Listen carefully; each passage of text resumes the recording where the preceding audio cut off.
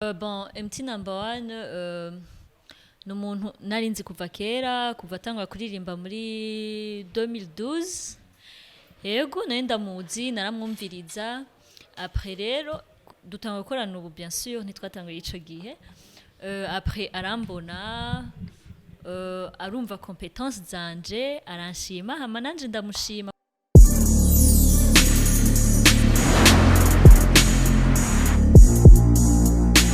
Hello, welcome again. Mwese mukuni bwano bya Bujahi TV. Unundi musi mwiza cyane dusubire guhura namwe. Ndazi yuko muri benshi sana mukuni bwano bya Bujahi TV. So gato karakura. Iyi ni imwe mu mvugo y'umwe mu bakunzi ba Bujahi TV. Cankuziano, respect bro, je ndakwemera sana. N'abakunzi ba Bujahi TV muri benshi sana. Vuga ati tubavuge nitwo bamara. Okay. Benshi barakunda kumbaza ati Isaac koresha izina irihe kuri Facebook Isaac Classic.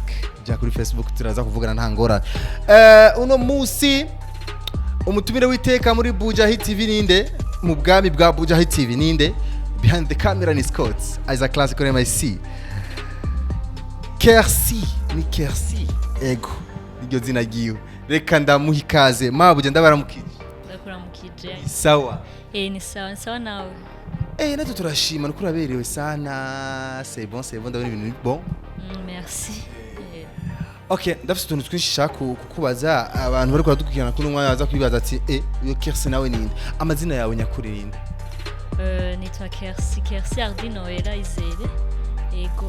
Amazina atatu Kersi Ardi Noela Izere. Ardi Noela. Ardi. Ego. Kersi siguri. Kersi. Sinzi nabye bari mayi mbwa risigura ikintu ciza umuvye ntiyo guhizina ridasigura ikintu ciza ego. Okay, mu buzima bwa misi yose musanzwe mukora iki Kersi? Pour le moment ndi akazi nkora kamisi yose pour le moment ndi manager attaché de presse wa MT number one. Ego. Hey, exclusive. Ni manager attaché de presse wa MT number one. MT number one muramuzi kandi muramuzi mu turimbo twinshi aheruka no gusohora indirimbo video yiwe nshasha. Mbega video yitwa Dutambe. Video ya MT number one nshasha yitwa Dutambe. Ja kuri YouTube yiwe andika Dutambe ucuyibona. Ni video nziza sana. Uru manager ariko kandi uri mu attaché de presse ibintu biri birajana.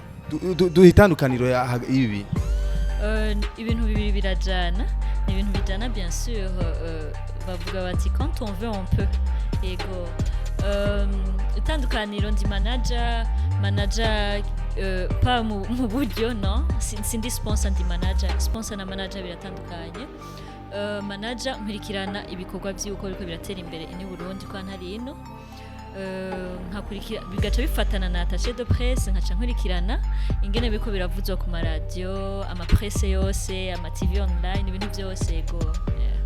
Okay, harafise utuntu twinshi azi kwa MT number one turaza kumubaza byinshi kwa MT number kuko aramuserukiye no attaché de presse attaché n'umuntu abari hafi yuwo wumva ariko mu ntumbero kumenyekanisha ibintu byiwe ariko ndabamenyesha yuko Kersi turekanye n'ibya MT number one yarigeze kuba umu MC umu attaché de presse wa Lolilo yarigeze kuba umu attaché de presse wa Shani Queen benshi baribaza impamvu abaririmbye basohora ibintu byabo bikamenyekana ku isi ukabona umuntu n'umustar nkaje ngaho ukabona ati nabara umustar ati byagenze gute hari abantu baba bari nyuma yabo baguma bapushinga ibikorwa by'abaririmbyi uko bigenda kose nimba tavyo yarugire ndabikubwiye uri numwe mu batashe canke mu bantu bafasha kugira ibikorwa by'abaririmbyi bitera imbere cyane bahitinge sana.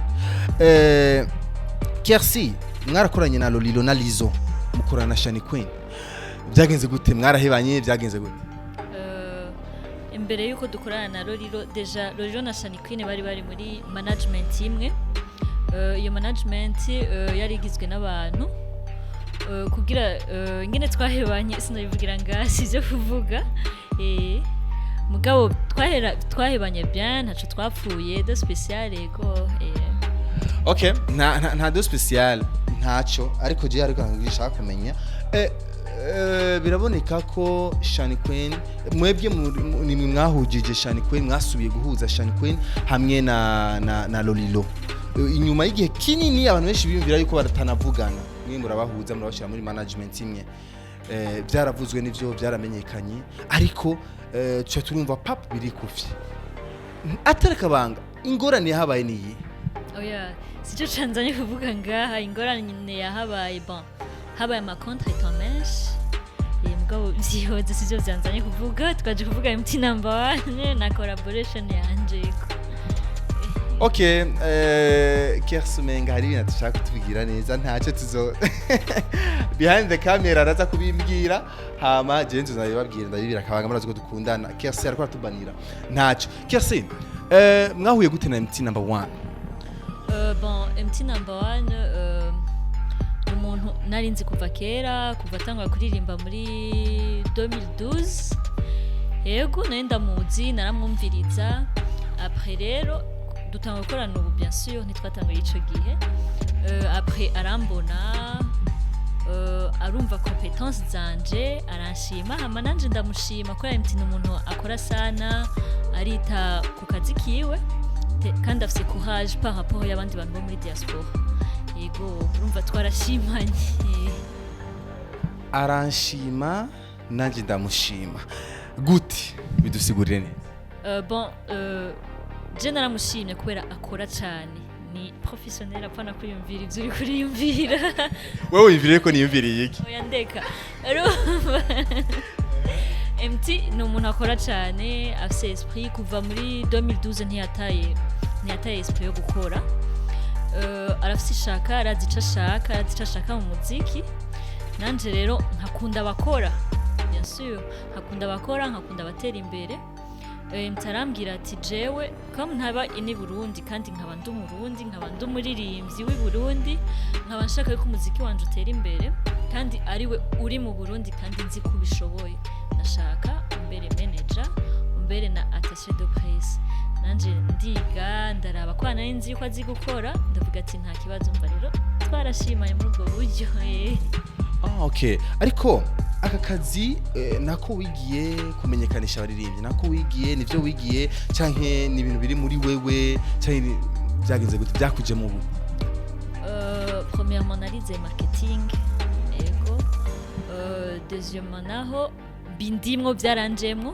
nari nsanzwe mfise rêve yo kumenyekanisha abantu n'ibintu urumva ego urumva nje nganka kubwira ati ibintu bikwiye gukoguku uri mu boss ushaka gukora ibintu bikwiye gukoguku bien sûr teza kunyumva ego bisigura yuko rero contrat yawe na MT irakubuza ariko hake nimba hari abandi barinjira ko dukurikirana ku mwanya kuri Bujahi TV bakaba bashaka yuko nabo nyene wobabera mu attaché de presse wahagarikira ibikorwa byabo contrat yawe na MT irabikwemereye bon irabinyemerera mugabo tubanza kubivuga nako kubera ko ari ikintu kiri muri domaine imwe umuntu ashoboye kugikora yego tubanza kucumvikana ko na MT bien sûr tukacumvikana ko bishoboka tukabikora bidashoboka ntitubikora mugabo ari umuntu abikeneye turavugana yego jewe MT nimba kurikirana ino interview MT number 1 jewe ndakubaje akabazo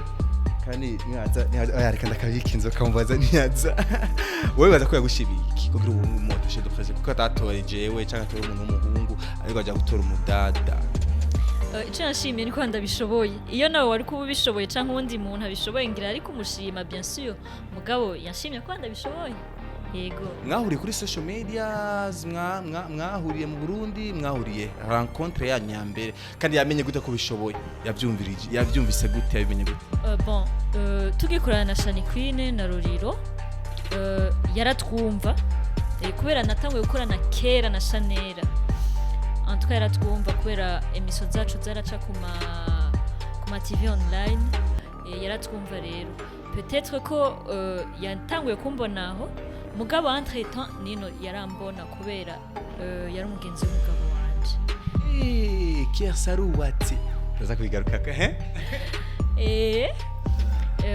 rero contact zahabaye ngiranizo kandi yarabona competence zanje kuma media kuma réseaux sociaux ibintu nk'ivyo mbega umushinga ntahe wawe arakwemerera yuko ukorana n'abaririmbyi nk'uko kuko je ndazi bavuga yuko ngo abaririmbyi benshi bakunda ibintu by'abamanzi sana wewe uravyemeraho wowe nk'umuattaché de presse premièrement sindi umumanzi ndi umugore w'umuntu kandi iyo turiko turakorana nabo baririmbyi abo basani ni haba harimo professionnalisme ibintu byo kubahana genre duhura ku kazi nta kindi sinumva igituma yo byankaye. Okay, nk'ugiye mu giteramo na MC number 1 ufata umushinga nahe wawe ndamenyesha yuko icyo gira ndakubaze hari ibintu mbashaka kukubaza ariko kumenga biranse ndafise impamvu hari n'ibindi nshaka kukubaza ariko kumenga nzobibaza MC number 1 wenyene niyagaruka ariko ntaco ko uri ngaha nk'uwamuserukiye ni byiza turashobora kubikubaza bimwe muragiye mu giteramo urugendo utwaye umushinga nahe wawe kuko ibiteramo birateba sana urashobora gushika saa 9 y'ijoro batarazi ibiteramo tuzo kuraba yuko umutekano w'umuririmbyi wawe umeze neza yuko yagize ibikorwa byose nkuko bikenewe mugataha saa 9 y'ijoro saa 8 y'ijoro umushinga nahe wawe ibyo bintu aravyihanganira kwe kenshi ashobora kuba ari muri ayo ma organisation yizo show canke ego arashaka kuvyihanganira kubera n'akazi ego hari igihe avyihangana apana hari igihe narimbeshe aravyihanganira kubera n'akazi bien sûr kandi ukwizerana kurahari kandi abazi yuko hari ibintu bya professionnalisme bien sûr kubahana bisigura rero yuko uri mu kazi nta blague ubukeneye ntibishika gufata ku kibuno agufata muri ko muratembera ivyo ntapima ivyo ntibibaho kubera ko na ofisina na boss wiwe umeze nka boss ego jemeze nka boss wiwe sivyo duhuriye ku kazi ego sinibaza ko yoshika kuri yo stade bien sûr ego kandi je ndubatse kandi nawe arabizi. Kersi amaze gikingana gute yubatse Kersi iyo ni vie privée oya ivyo sizo kuvuga ngaha no wakenera ko ariko nk'umanager nk'umuntu ukurikirana ibintu by'umuziki nk'umuntu uhagarikira ibintu by'umuziki kandi abantu baba bakeneye kubamenya kuko iyo utavuga yuko warongowe hari abantu barababuja hiza bavuga ati ujya mudada muzompe n'ime wangu ego sanga ni danger ariko urabona ko wugurutse uravuga no kuvuga yuko wubatse ni vie privée yawe ariko wabivuze mu ntumbero y'umutekano wiwawe mu ntumbero y'akazi kawe cyakare kumenya wewe urashobora kutwishura icyo nakubaje ntangora ego ndashaka kwishura mugabo uwundi munsi ko ubu twaje kuvuga ivyerekeye MT number 1 ntitwaje kuvuga jewe no washaka kuvuga jewe uzondondera ndayikubwire. Kersi ni hatari sana arakupa sana okay ntacho Kersi ino video ya MT number 1 dutambe irimo uburyo ndayiravye je ndiko ndayiraba mbonenga hari ahantu nyene kandi ndiri ni song itambika atarakabanga ndamwandikira indirimbo MT ariyandikira urisi yego ndi sûr et certaine ariyandikira hama akazana tugakosora hama akabona kuririmba sino niwe yandikira byo melody byose niwe byose niwe agiye no kuja muri studio uramutoza studio ajamo bon ndamutoza mugabo par contre arafise studio yiwe ego arafise studio yiwe yitwa Indonyi mugabo bon ashatse gushanja arashanja sino arafise studio yiwe. Okay, wewe rero muri wewe urumva yuko ukoranye na MT number 1 wavuze yuko MT ariyemera kandi arazi yashaka gushika yifuza gushikahe wewe nkumuvugize neza ahantu apana yifuza gushikahe nka jewe nka manager we nifuza ko ashika kure sivyo kandi nawe arabyifuza kure si hehe kure si mu Ruyigi apana kure ni imiziki we ibe international ebisigura ko ukeneye MT number 1 kuri collabo kuri show ari achiwa yego achiwanje options buto ati ntibikunda yego ntibikunda hasabye iki kugira umuntu akoranye na MT number 1 hasabye iki ari umuririmbyi atizo kuba arimba neza bien sûr yandika bien ico gusa kora ntitwavuga ngo atezo kuba ngo ari umu superstar canke iki kwa nta uvuka rimwe ngo yuzuri ngo zituvwa mugabo uririmba bien ari fresh rumva ego nivyo kandi turavye video shasha iyi video yiwe ejo nako ndaraba nkima amasaha 2 yarigeze kuri 500 views biboneka ko ubu igeze kure cyane ajya ama views ni wewe ubipartaja cyangwa team nyene nawe bigufasha deja sinovuga ngo nije ngo ndabipartaja jenyene turafise team yitwa Wizination ego barabipartaja nawe birapartaja kandi akazi kese umuziki mwiza ntibura views kuri YouTube ufise abantu benshi ego okay reka tuje kwa MT jewe kenshi ndamuravye MT abakurikirana bujya hita batabizi reka ndabibabwiye MT kenshi ngaha mu Burundi akunda gutemberana n'abapolisi kugira abapolisi bafashike ari bamwe babiha insiguro itandukanye ati nukwiyemera abandi ati were nk'umanager weshaka nk'umuco biva ku kiri wowe bamuhaye bimeze yeah atemberana n'abapolisi kubera iki umutekano yego umutekano wa MT umeze gute atemberana amadolari non urazi kenshi uri mu étranger no abantu baragukwirikirana biki numva no kwicungera kenshi yo Kersi kenshi yo MT number 1 ari mu Burundi akunda kuba ari kumwe n'abapolisi ari kumwe n'abaki bamucungera mbega biva kuki hoho abapolisi bamwe bamuhaye canke yavyagenze gute agendana nabo kubera umutekano wiwe yego umutekano wiwe rero agashafata abapolisi none abatemberana amadolari na maero abafise mu mashakoshi byagenze gute yabase utuntu twinshi nyene dukeneye gucungerwa ni hatari sana gushika kuno mwanya ari muri management nawe nyene afise management rero muhurikiyemo mwese oya akora ku gatwe kiwe wowe gacumuhagarikira ibikorwa vyiwe akora ku gatwe kiwe hamaje nkamuhagarikira ibikorwa vyiwe atarakabanga MT nabana guha agafaranga kangana gute ku kwezi kuko bana akazi ukora ntikoroshe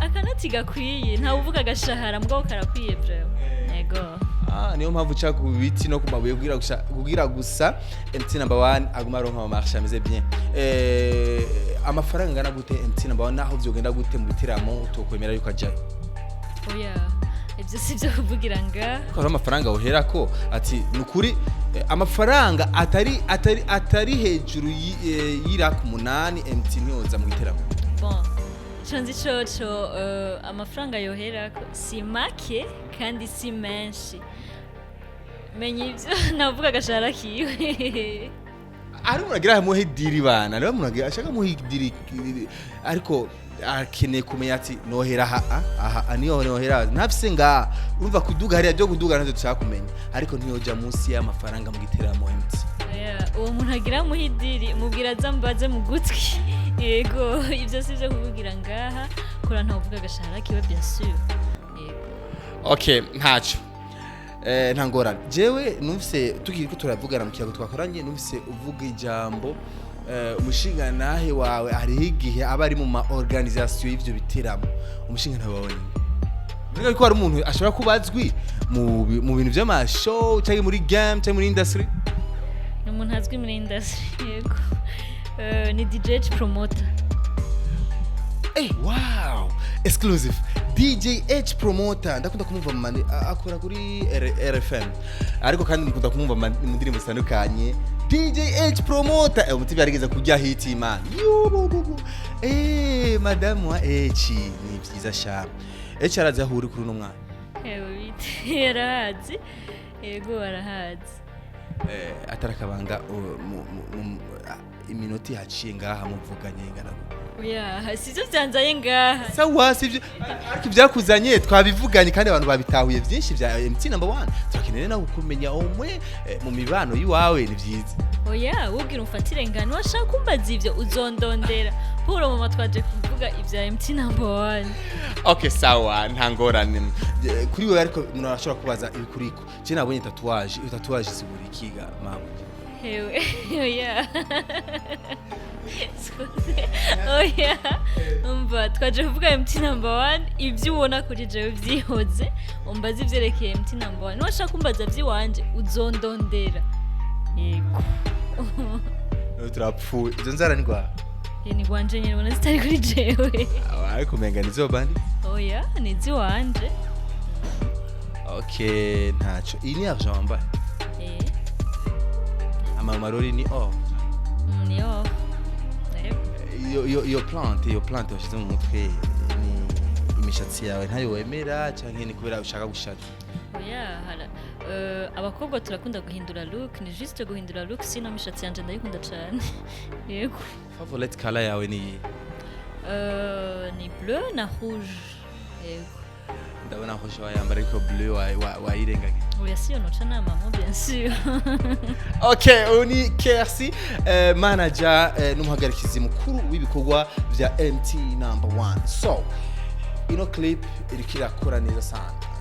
Mwifuza yuko igera he, ivyo mushaka kugira ino video mvuga ati yashitse aho twifuza nuko hazohaba iki? Kugira igeraho twifuza bien sûr, imbere yuko wiyumvira projecta kure banza uhere ngaha hanyuma urabe kure. Aho nifuza ko yoshika ndashaka yuko ishika kure mu Burundi abajournaliste bayikorereko bayivuze comme ça tubone kujabuka. Yego. Okay, so ndafise ibintu byinshi ngenda mbaze Kersi ariko menga byanga kwepa mwabibonye mwenye mwambyumvise. Kersi gusoma nguri cyabwenge sana. Ndaciye ubwenge cyane. Tarakabanga nivyo wanse nitumenye vie privée yawe ariko niveau de type yawe twimenye byo dufasha. Oya. Urazi impamvu byo dufasha ushaka kugwikira akavuga ati reka nkora n'ujya mudada kuko biraboneka umuntu yize sana. Urazi ko hari abantu bize mugabo badafite ubwenge. Sawa, uzinde mizinga. Nyinshi. Zinga. Ndazi Igifaransa, Ikirundi kirimo kwa n'ikirimi, Ikirundi, Icongereza, Igiswahili, yego. Hajya plante bayita gute mu Kirundi? Igico wambaye. Plante yo. Plante mu Kirundi. Plante ngira ni gitegwa. Apari gitegwa cyashaka avuge. Mushatsi deja plante si Igifaransa. Iyi ushatse kuvuga iyi y'umushatsi uyita extension. Extension, voilà. Ntacyo je nashaka kuvuga uko abantu bari badukirana fast bashaka imenya.